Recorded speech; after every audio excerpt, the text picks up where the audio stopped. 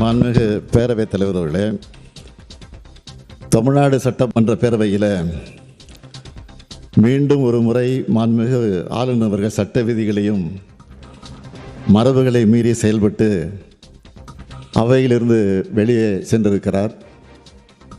வெளியே என்று சொல்வதை விட வெளியேறி சென்றிருக்கிறார். ஆளுநரின் செயல் அவர் வகிக்கக்கூடிய பதவிக்கு அழகல்ல. இந்திய அரசமைப்பு சட்டம் ஆர்டிகல் 176 படி ஆளுநர் உரை என்பது மாநில அரசால் தயாரிக்கப்பட்டு ஆளுநரால் முழுமையாக படிக்கப்பட வேண்டிய ஒன்றாகும்.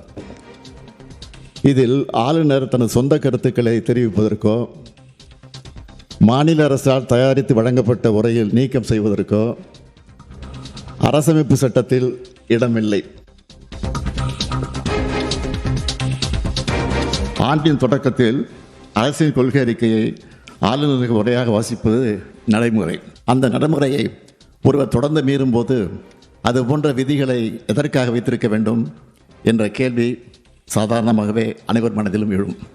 எனவே ஆண்டின் தொடக்கத்தில் ஆளுநர் உரை என்ற நடைமுறையை விளக்கும் வகையில் அரசமைப்பு சட்டத்தை திருத்துவதற்கான முயற்சிகளை இந்தியா முழுவதும் இருக்கும் ஒத்த கருத்துக்கள் கொண்ட அரசியல் கட்சிகள் துணையோடு இந்திய நாடாளுமன்றத்தில் திராவிட முன்னேற்றக் கழகம் முன்னெடுக்கும் என்ற உறுதியையும் இந்த மாமன்றத்தை அறிவித்து நன்றி கூறி அமைகிறேன்.